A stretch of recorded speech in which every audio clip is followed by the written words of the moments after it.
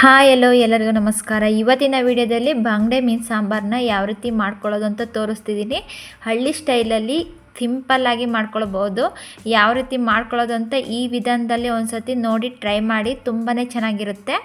ಯಾರು ವಿಡಿಯೋನ ನೋಡ್ತಿದ್ದೀರಾ ಲೈಕ್ ಕೊಟ್ಟು ಕೊನೆವರೆಗೂ ಸ್ಕಿಪ್ ಮಾಡ್ದಲೇ ನೋಡಿ, ತುಂಬಾ ರುಚಿಯಾಗಿ ಮಾಡ್ಕೊಳ್ಬೋದು. ಈ ವಿಧಾನದಲ್ಲಿ ಒಂದು ಸತಿ ಟ್ರೈ ಮಾಡಿ, ಪರ್ಫೆಕ್ಟಾಗಿ ಕೇವಲ 20 ನಿಮಿಷದಲ್ಲಿ ನಾವು ಈ ಸಾಂಬಾರನ್ನ ಮಾಡ್ಕೊಳ್ಬೋದು. ಬೇಗನೆ ಆಗುವಂಥ ಸಾಂಬಾರು. ಬನ್ನಿ ಯಾವ ರೀತಿ ಮಾಡ್ಕೊಳ್ಳೋದು ಅಂತ ನೋಡೋಣ. ನಾನಿಲ್ಲಿ 1 kg ಮೀನು ತೊಗೊಂಡಿದ್ದೀನಿ. ಮೀನು ನಾವು ವಾಶ್ ಮಾಡ್ಕೊಳ್ಬೇಕು. 1 ಟೇಬಲ್ ಸ್ಪೂನ್ ಅಷ್ಟು ಅರಿಶಿನ ಪುಡಿ, ಒಂದು ಅರ್ಧ ಟೇಬಲ್ ಸ್ಪೂನ್ ಅಷ್ಟು ಉಪ್ಪು ಹಾಕ್ಬಿಟ್ಟು ನಾವು ಚೆನ್ನಾಗಿ ತೊಳ್ಕೊಬೇಕು.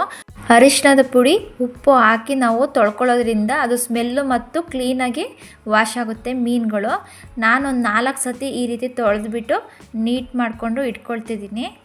ನೋಡಿ, ನಾವು ಚೆನ್ನಾಗಿ ಒಳಗೆಲ್ಲ ಈ ರೀತಿ ನಾವು ಕ್ಲೀನಾಗಿ ಅದನ್ನು ವಾಶ್ ಮಾಡ್ಕೊಳ್ಬೇಕು.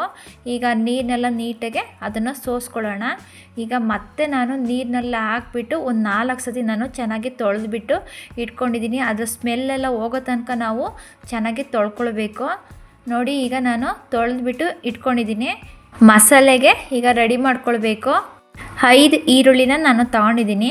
4 ಮಸಾಲೆಗೆ ಹಾಕ್ಕೊಳ್ತೀನಿ. 1 ಈರುಳ್ಳಿನ ನಾನು ಒಗ್ಗರಣೆಗೆ ಕಟ್ ಮಾಡ್ಕೊಳ್ತೀನಿ. ಈಗ ನಾವು ಕಟ್ ಮಾಡ್ಕೊಳ್ಬೇಕು. ನೋಡಿ, ಮೀನೆಲ್ಲ ನಾನು ರೆಡಿ ಮಾಡಿಕೊಂಡು ಇಟ್ಕೊಂಡಿದ್ದೀನಿ. ಈಗ ನಾವು ಫಸ್ಟು ಹುಣಸೆ ಹಣ್ಣನ್ನ ನೆನೆಸೋದಕ್ಕೆ ಇಟ್ಕೊಳ್ಳೋಣ. ನೋಡಿ, ಫಸ್ಟ್ ಒಂದು ಸತಿ ತೊಳೆದ್ಬಿಟ್ಟು ನಾನು ನೀರು ಚೆಲ್ಬಿಟ್ಟು ಈಗ ಮತ್ತೆ ನಾನು ಬೇರೆ ನೀರು ಹಾಕಿ ಅದು ನೆನೆಸೋದಕ್ಕೆ ಇಟ್ಕೊಳ್ತಿದ್ದೀನಿ. ಅರ್ಧ ಭಾಗದಷ್ಟು ತೆಂಗಿನಕಾಯಿ ಹಾಕ್ಕೊಳ್ತಿದ್ದೀನಿ. 1/4 ಟೇಬಲ್ ಸ್ಪೂನಷ್ಟು ಮೆಂತ್ಯವ ಹುರ್ಕೊಳ್ಬೇಕು. ಮೆಂತ್ಯನ ಹುರಿದ್ಬಿಟ್ಟು ಒಂದು ಸೈಡಿಗೆ ಎತ್ತಿಟ್ಕೊಳ್ತಿದ್ದೀನಿ. ಈಗ ಈರುಳ್ಳಿ ಹಾಕ್ಕೊಳ್ಳೋಣ ಒಂದು ಮಿಕ್ಸಿ ಜಾರಿಗೆ. 4 ಈರುಳ್ಳಿನ ನಾನು ಸಣ್ಣದಾಗಿ ಕಟ್ ಮಾಡಿಕೊಂಡು ಹಾಕ್ಕೊಂಡಿದ್ದೀನಿ. ಶುಂಠಿ ಹಾಕ್ಕೊಳ್ಬೇಕು. ಚಕ್ಕೆ, ಲವಂಗ, ತೆಂಗಿನಕಾಯಿ ತುರಿ, ಹುರಿದಿರುವ ಮೆಂತ್ಯ,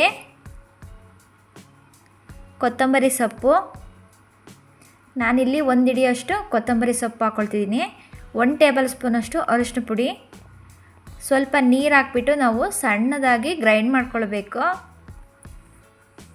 ನೋಡಿ, ಈ ರೀತಿ ಸಣ್ಣದಾಗಿ ನಾವು ಗ್ರೈಂಡ್ ಮಾಡ್ಕೊಳ್ಬೇಕು. ಅದೇ ಮಸಾಲೆಗೆ ಖಾರ ಪುಡಿ ಮತ್ತು ಧನಿಯಾ ಪುಡಿನ ಹಾಕ್ಕೊಂಡು ನಾವು ಗ್ರೈಂಡ್ ಮಾಡ್ಕೊಳ್ಬೇಕು. 2 ಟೇಬಲ್ ಸ್ಪೂನಷ್ಟು ಖಾರ ಪುಡಿ, 3 ಟೇಬಲ್ ಸ್ಪೂನಷ್ಟು ಧನಿಯಾ ಪುಡಿ ಹಾಕ್ಕೊಳ್ಳೋಣ. ಈಗ ಸ್ವಲ್ಪ ನೀರು ಹಾಕ್ಕೊಂಡು ಸಣ್ಣದಾಗಿ ಗ್ರೈಂಡ್ ಮಾಡ್ಕೊಳ್ಬೇಕು. ನೋಡಿ, ಈ ರೀತಿ ಸಣ್ಣದಾಗಿ ಪೇಸ್ಟ್ ರೀತಿ ಮಾಡಿಕೊಂಡು ಮಸಾಲೆನ ನಾನು ರೆಡಿ ಮಾಡಿಕೊಂಡು ಇಟ್ಕೊಂಡಿದ್ದೀನಿ. ಸ್ಟವ್ ಆನ್ ಮಾಡಿಬಿಟ್ಟು ಒಂದು ಪಾತ್ರೆ ಇಟ್ಕೊಳ್ಳೋಣ ಸಾಂಬಾರು ಮಾಡೋದಕ್ಕೆ. ನಾನೊಂದು 3 4 ಟೇಬಲ್ ಸ್ಪೂನಷ್ಟು ಎಣ್ಣೆ ಹಾಕಿದ್ದೀನಿ. ಎಣ್ಣೆ ಬಿಸಿ ಆದಮೇಲೆ 1 ಈರುಳ್ಳಿನ ಉದ್ದವಾಗಿ ಕಟ್ ಮಾಡಿಕೊಂಡು ಹಾಕ್ಕೊಳ್ತಿದ್ದೀನಿ. ಈರುಳ್ಳಿ ಚೆನ್ನಾಗಿ ಫ್ರೈ ಮಾಡ್ಕೊಳ್ಬೇಕು. ಈರುಳ್ಳಿ ನೋಡಿ, ಕಲರ್ ಸ್ವಲ್ಪ ಚೇಂಜ್ ಆಗೋವರೆಗೂ ಫ್ರೈ ಮಾಡಿಕೊಂಡ್ರೆ ಸಾಕು. ಈರುಳ್ಳಿ ಚೆನ್ನಾಗಿ ಫ್ರೈ ಆಗಿದೆ. ಈಗ ಮಸಾಲೆನ ಹಾಕ್ಕೊಳ್ಬೇಕು. ಮಸಾಲೆ ಹಾಕಿದ ಮೇಲೆ ಒಗ್ಗರಣೆಯಲ್ಲಿ ನಾವು ಒಂದು 2 ನಿಮಿಷ ಫ್ರೈ ಮಾಡ್ಕೊಳ್ಬೇಕು. ಮಸಾಲೆ ಹಸಿ ವಾಸನೆ ಹೋಗೋವರೆಗೂ ಒಂದು 2 ನಿಮಿಷ ಫ್ರೈ ಮಾಡ್ಕೊಳ್ಳೋಣ. ನೋಡಿ, ಚೆನ್ನಾಗಿ ಮಿಕ್ಸ್ ಮಾಡ್ಕೊಳ್ಬೇಕು. ತಳ ಹಿಡಿದ ರೀತಿ ನಾವು ಮಿಕ್ಸ್ ಮಾಡ್ಕೊಳ್ಬೇಕು. ನೋಡಿ, ಮಸಾಲೆ ನಾವು ಕುದಿಯೋಕ್ಕೆ ಬಿಡೋಣ ಪ್ಲೇಟ್ ಮುಚ್ಚಿ. ನೋಡಿ, 1 ನಿಮಿಷ ಆಗಿದೆ. ಈಗ ಮತ್ತೆ ನಾನು ತಿರುಗಿಸ್ಕೊಳ್ತಿದ್ದೀನಿ. ನಾವು 2 ನಿಮಿಷಗಳ ಕಾಲ ಈ ರೀತಿ ಫ್ರೈ ಮಾಡ್ಕೊಳ್ಬೇಕು. ತಳ ಹಿಡಿಯೋದ್ರಿಂದ ನಾವು ಆವಾಗವಾಗ ತಿರುಗಿಸ್ಕೊಳ್ಬೇಕು. ಈಗ ನಾವು ನೀರು ಹಾಕ್ಕೊಳ್ಳೋಣ. ನೋಡಿ, ನೀರು ಹಾಕಿದ ಮೇಲೆ ಮಿಕ್ಸ್ ಮಾಡ್ಕೊಳ್ಬೇಕು. ನಮಗೆ ಎಷ್ಟು ಬೇಕೋ ಅಷ್ಟು ಸಾಂಬಾರು ನೋಡಿಕೊಂಡು ನೀವು ನೀರು ಹಾಕ್ಕೊಳ್ಳಿ. ತೀರಾ ತೆಳು ಮಾಡ್ಕೊಳ್ಬಾರ್ದು. ಒಂದು ಮೀಡಿಯಮಲ್ಲಿ ನಾವು ಇಷ್ಟಿದ್ರೆ ಸಾಕು. ಈಗ ರುಚಿಗೆ ತಕ್ಕಷ್ಟು ಉಪ್ಪು ಹಾಕ್ಕೊಳ್ಳೋಣ. ನಾನು ಇಲ್ಲಿ ಕಲ್ಲುಪ್ಪು ಹಾಕ್ಕೊಳ್ತಿದ್ದೀನಿ. ಹುಣಸೆ ಹಣ್ಣಿನ ರಸ ಹಾಕ್ಕೊಳ್ಬೇಕು. ಹುಣಸೆ ಹಣ್ಣಿನ ರಸ ಹಾಕಿದ ಮೇಲೆ ಒಂದು ಸತಿ ಚೆನ್ನಾಗಿ ಮಿಕ್ಸ್ ಮಾಡ್ಕೊಳ್ಳೋಣ. ಮಿಕ್ಸ್ ಮಾಡಿದಾದಮೇಲೆ ಈಗ ಸಾಂಬಾರನ್ನ ಕುದಿಯೋಕ್ಕೆ ಬಿಡಬೇಕು. ಸಾಂಬಾರನ್ನ ನಾವು ಒಂದು 2 3 ನಿಮಿಷ ನಾವು ಸಾಂಬಾರನ್ನ ಚೆನ್ನಾಗಿ ಕುದಿಸ್ಕೊಳ್ಬೇಕು. ಸಾಂಬಾರು ಈಗ ಕುದ್ದಿದೆ. ಈಗ ನಾವು ಮೀನು ಹಾಕ್ಕೊಳ್ಳೋಣ. ನೋಡಿ, ಈಗ ಒಂದೊಂದೇ ಆಗಿ ನಾವು ಮೀನುಗಳನ್ನ ಹಾಕ್ಕೊಳ್ಬೇಕು. ಮೀನುಗಳು ಹಾಕಿ ನಾವು ಒಂದು 10 ನಿಮಿಷ ಮೀನನ್ನ ಬೇಯಿಸ್ಕೊಂಡ್ರೆ ಸಾಕು. ಬೇಗನೆ ಬೆಂದ್ಬಿಡುತ್ತೆ ಮೀನು. ನೋಡಿ, ನಾನು ಎಲ್ಲ ಮೀನುಗಳನ್ನೂ ಹಾಕಿದ್ದೀನಿ. ಈಗ ಒಂದು 10 ನಿಮಿಷ ಅದನ್ನು ಬೇಯೋದಕ್ಕೆ ಬಿಡಬೇಕು. ಬಂಗಡೆ ಮೀನು ಸಾಂಬಾರನ್ನ ನೀವು ಈ ವಿಧಾನದಲ್ಲಿ ಮಾಡಿ ನೋಡಿ, ತುಂಬಾ ರುಚಿಯಾಗಿರುತ್ತೆ. ಸಾಂಬಾರು ಮಾಡೋದು ಕೂಡ ತುಂಬಾ ಸಿಂಪಲ್ಲಾಗಿ ನಾವು ಮಾಡ್ಕೊಳ್ಬೋದು. ಈಗ ಒಂದು 5 ನಿಮಿಷ ಆಗಿದೆ ನೋಡಿ, ಸಾಂಬಾರು ಯಾವ ರೀತಿ ಕುದೀತಿದೆ. ಈಗ ನಾವು ಒಂದು ಸತಿ ಅದನ್ನು ತಿರುಗಿಸ್ಕೊಳ್ಬೇಕು. ನಾವು ಸೌಟ್ ಹಾಕಿ ಯಾವುದಕ್ಕೂ ನಾವು ಮೀನನ್ನ ತಿರುಗಿಸ್ಕೊಳ್ಬಾರ್ದು, ಅದು ಕಲಿಸ್ಬಿಡುತ್ತೆ. ಈಗ ನಾವು ಒಂದು ಬಟ್ಟೆ ಇಟ್ಕೊಂಡು ಈ ರೀತಿ ನಾವು ತಿರುಗಿಸ್ಕೊಂಡ್ರೆ ಆಯಿತು. ಈಗ ನೋಡಿ ಮೀನು ಕೂಡ ಬೆಂದಿದೆ. ನೋಡಿ ಸಾಂಬಾರು ಯಾವ ರೀತಿ ಬಂದಿದೆ ಅಂತ, ತುಂಬಾ ರುಚಿಯಾಗಿರುತ್ತೆ. ನೀವು ಒಂದು ಸತಿ ಈ ವಿಧಾನದಲ್ಲಿ ಟ್ರೈ ಮಾಡಿ ನೋಡಿ, ಹೇಗೆ ಬಂತು ಅಂತ ಕಮೆಂಟ್ ಮಾಡಿ. ನೋಡಿ ಮೀನು ಕೂಡ ತುಂಬ ಚೆನ್ನಾಗಿ ಬೆಂದಿದೆ. ಮೀನು ಬೇಗನೆ ಬೇಯೋದ್ರಿಂದ ಸಾಂಬಾರು ಕೂಡ ಬೇಗನೆ ಆಗಿಬಿಡುತ್ತೆ. ನೀವು ಈ ವಿಧಾನದಲ್ಲಿ ಟ್ರೈ ಮಾಡಿ ನೋಡಿ, ಹೇಗೆ ಬಂತು ಅಂತ ಕಮೆಂಟ್ ಮಾಡಿ. ಈ ರೆಸಿಪಿ ನಿಮಗೆ ಇಷ್ಟ ಆಯಿತು ಅಂದರೆ ಲೈಕ್ ಮಾಡಿ, ಶೇರ್ ಮಾಡಿ, ಕಮೆಂಟ್ ಮಾಡಿ. ಫ್ಯಾಮಿಲಿ ಜೊತೆ, ಫ್ರೆಂಡ್ಸ್ ಜೊತೆ ಶೇರ್ ಮಾಡಿ. ನಾನೀಗ ಕೊನೆಯದಾಗಿ ಕೊತ್ತಂಬರಿ ಸೊಪ್ಪನ್ನ ಹಾಕ್ಕೊಳ್ತಿದ್ದೀನಿ.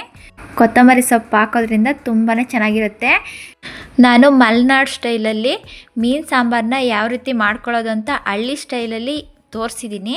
ಮೀನು ಕೂಡ ತುಂಬಾ ಸಾಫ್ಟಾಗಿ ಬೆಂದಿದೆ. ಸ್ಟವ್ನ ಈಗ ಆಫ್ ಮಾಡ್ಕೊಳ್ತಿದ್ದೀನಿ. ನೋಡಿ ಬೇಗನೆ ನಾವು ಸಿಂಪಲ್ಲಾಗಿ ನಾವು ಮಾಡ್ಕೊಳ್ಬೋದು. ಸಾಂಬಾರು ರೆಡಿಯಾಗಿದೆ. ಒಂದು ತಟ್ಟೆಗೆ ನಾನು ಸರ್ವ್ ಮಾಡಿಕೊಂಡು ತೋರಿಸ್ತಿದ್ದೀನಿ. ನೋಡಿ ಯಾವ ರೀತಿ ಬಂದಿದೆ ಅಂತ. ನಾನಿಲ್ಲಿ ಸಾಂಬಾರಿಗೆ ಬಿಸಿ ಬಿಸಿ ಮುದ್ದೆ ಮಾಡ್ಕೊಂಡಿದ್ದೀನಿ. ನಮ್ಮ ಮುದ್ದೆಗಂತೂ ಮೀನು ಸಾಂಬಾರು ತುಂಬಾ ಚೆನ್ನಾಗಿರುತ್ತೆ. ನೀವು ಒಂದು ಸತಿ ಮುದ್ದೆ ಜೊತೆ ಬಂಗಡೆ ಮೀನು ಸಾಂಬಾರನ್ನ ಈ ವಿಧಾನದಲ್ಲಿ ಮಾಡಿಕೊಂಡು ನೋಡಿ, ತುಂಬಾ ರುಚಿಯಾಗಿರುತ್ತೆ. ಸಿಂಪಲ್ಲಾಗಿ ಮಾಡ್ಕೊಳ್ಬೋದು. ಸಾಂಬಾರು ನಾವು ಮಾಡ್ಕೊಂಡಿದ್ದ ದಿವಸಕ್ಕಿಂತ ನೆಕ್ಸ್ಟ್ ಡೇ ಇನ್ನೂ ಕೂಡ ತುಂಬಾ ರುಚಿಯಾಗಿರುತ್ತೆ ಬಂಗಡೆ ಮೀನು ಸಾಂಬಾರು. ಸಾಂಬಾರನ್ನ ನಾವು ರೈಸ್ ಮತ್ತು ರೊಟ್ಟಿ ಜೊತೆ ಕೂಡ ನಾವು ತಿನ್ಬೋದು. ತುಂಬಾ ಚೆನ್ನಾಗಿರುತ್ತೆ. ಮುದ್ದೆ ಜೊತೆ ಅಂತೂ ತುಂಬಾ ಕಾಂಬಿನೇಷನ್ನು ಚೆನ್ನಾಗಿರುತ್ತೆ. ಈ ವಿಧಾನದಲ್ಲಿ ಟ್ರೈ ಮಾಡಿ. ಮೀನು ಕೂಡ ಯಾವ ರೀತಿ ಬೆಂದಿದೆ ಅಂತ ತೋರಿಸ್ತಿದ್ದೀನಿ. ನೋಡಿ ಈ ರೀತಿ ಪ್ರೆಸ್ ಮಾಡಿದ್ರೆ ಹಾಗೆ ಅದು ಕದಲೋಗ್ತಿದೆ. ನಾವು ಮೀನು ಕೂಡ ಜಾಸ್ತಿ ಹೊತ್ತು ಬೇಯಿಸ್ಕೊಳ್ಬಾರ್ದು. ಒಂದು 8ರಿಂದ 10 ನಿಮಿಷ ನಾವು ಬೇಯಿಸ್ಕೊಂಡ್ರೆ ಸಾಕು, ಬೇಗನೆ ಬೆಂದ್ಬಿಡುತ್ತೆ. ಸಾಂಬಾರು ಮಾತ್ರ ತುಂಬಾ ರುಚಿಯಾಗಿ ಬಂದಿದೆ. ನೀವು ಒಂದು ಸತಿ ಟ್ರೈ ಮಾಡಿ ನೋಡಿ. ಈ ರೆಸಿಪಿ ನಿಮಗೆ ಇಷ್ಟ ಆಯಿತು ಅಂದರೆ ಲೈಕ್ ಮಾಡಿ. ಇನ್ನು ಬೇರೆ ರೆಸಿಪಿಗೋಸ್ಕರ ರಶ್ಮಿ ಕುಕಿಂಗ್ ಚಾನಲನ್ನು ಸಬ್ಸ್ಕ್ರೈಬ್ ಮಾಡಿ, ಪಕ್ಕದಲ್ಲೇ ಇರುವ ಬೆಲ್ ಬಟನನ್ನು ಕ್ಲಿಕ್ ಮಾಡಿ ಸಪೋರ್ಟ್ ಮಾಡಿ. Thank you.